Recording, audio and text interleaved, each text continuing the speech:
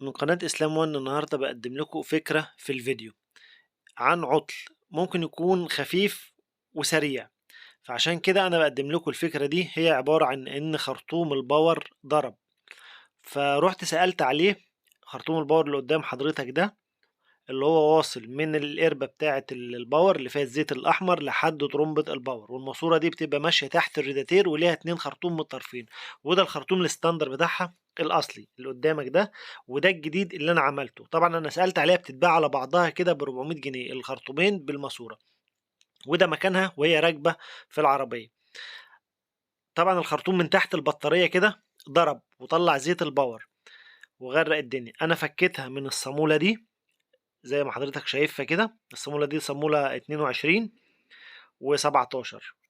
هتربط تمسك بمفتاح 17 على الصامولة الصغيرة و22 على الصامولة الكبيرة، وتفك الخرطوم من الناحية دي.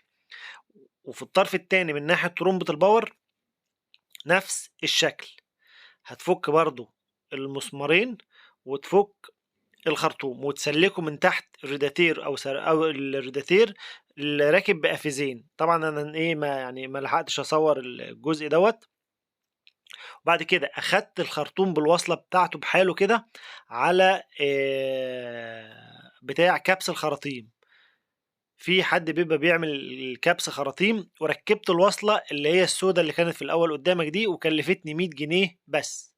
دي كانت الفكره بتاعت الفيديو.